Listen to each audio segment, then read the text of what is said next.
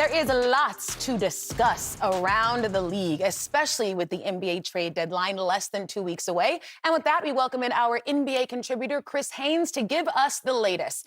Let's start with the Warriors, Chris. Last week, Kuminga asked for a trade. This week, Mike Dunleavy delivers the line, when you make a demand, there needs to be demand. Also, you factor in that Jimmy Butler is unfortunately out for the season. With all of that in play, how do the Warriors handle this deadline? So the way it's been described to me is this is a bit of a reboot for the Golden State Warriors. They're looking at the last remaining couple of weeks leading to the trade deadline as somewhat of a examination period, but also for Jonathan Kuminga, this will be a little bit of a brief showcase. Obviously, he hasn't been playing that much, and his market value isn't what the Warriors hoped it would be. You know, you can make an argument that they contributed to that low marketplace. And so it's going to be an interesting period. And now, I will say this. I do expect Kuminga to get an increased load in minutes. There was conversations about him potentially starting tonight, but I'm told he will be coming off the bench. So it'll be interesting to see how he plays throughout this period, because this is an emotional one on and off the court. Yeah, it seems like it. I mean, you hear that quote, it just feels so contentious. Can you help us understand the inside of this relationship between Kuminga and figures inside the Warriors franchise? Because it seems to be a very tense dynamic that hasn't really shown signs of improvement.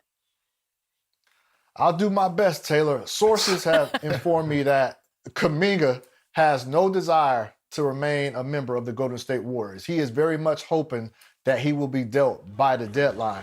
I'm told that his relationship with head coach Steve Kerr is fractured beyond repair. He's felt that he hasn't had any organizational support throughout this process, and so he's felt devalued with the organization. And so, and again, the Warriors have been telling us publicly that it just hasn't been a good fit with Kuminga with the team.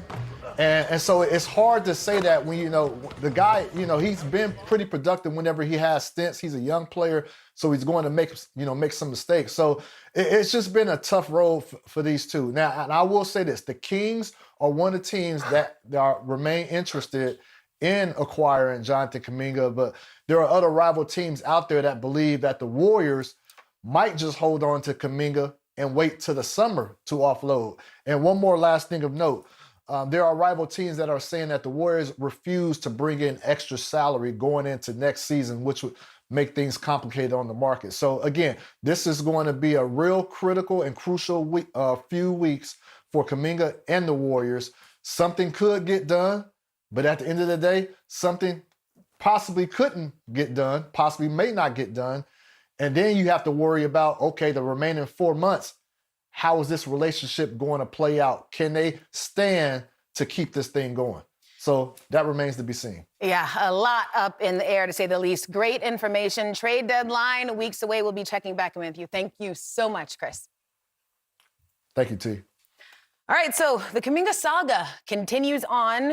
It is important to say that in their first game without Jimmy, Kuminga scored 20 points in 21 minutes. How do the circumstances change now, UD? Well, there's definitely a demand. I tell you that. There's definitely a demand, whether it be from Golden State, from another team. But what I would say to Jonathan Kuminga is use it. Use the frustration. Use the fire. This is the best position that you've been in a long time. You have an opportunity to go out there and play. One of the best seasons I had was the season that I came off the bench.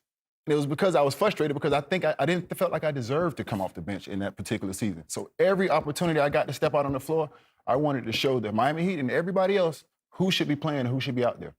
Use it. This kid a chip will make you a monster. This kid has a boulder on his shoulder right now. Use it every opportunity you get. Yeah, I mean, I think this is a tough situation for any young player. But I think he's got the tools, he's got the skill set, he's explosive. They're going to need his scoring now. He showed it the other night off the bench, scored 20 in a hot 21 minutes. He looked more comfortable than I would be after a month not playing. He was aggressive, he had some hand ones going towards the basket.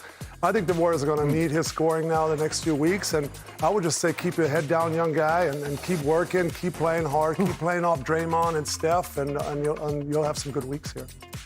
Yeah, it feels like, the Warriors, for so long, the Warriors that we've known, they're predicated on spacing, movement, institutional IQ, and those aren't necessarily Kuminga's strengths. But I would also say if he is going to remain with this team, sometimes development isn't about just fitting into a system; it's about expanding it.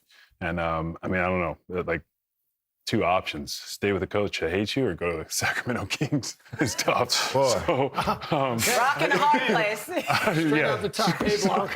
sort of tough. But if he does stay there, he is somebody that fills a gap for them. So, it'll be interesting to see how he takes it. Yeah, I think it's a two-way street, right? Like the Warriors, now they need a guy of his profile. Now, maybe he hasn't been the best fit for this club, the way they play, their style of play. But now they got to find a way to just bring him in a little bit here, whether it's just for 2 weeks to showcase him, or whether it's for the long term. And those bridges are mended. But for me, I just think they got to both take responsibility now to really get him playing his best basketball, fitting in the best they can, and at the same time seeing what the future holds. See how happy Draymond was throwing that lob? See how happy he was throwing that lob? He probably got a handful of lobs all year. That athleticism is needed on that roster. I'm Taylor Rooks with NBA on Prime. Thanks so much for watching. Don't forget to hit that subscribe button to see interviews with your favorite players, experience the most exciting moments from around the league, and see what the NBA on Prime crew is up to all season long. And remember, you can hang out with us live each week during the NBA season, only on Prime.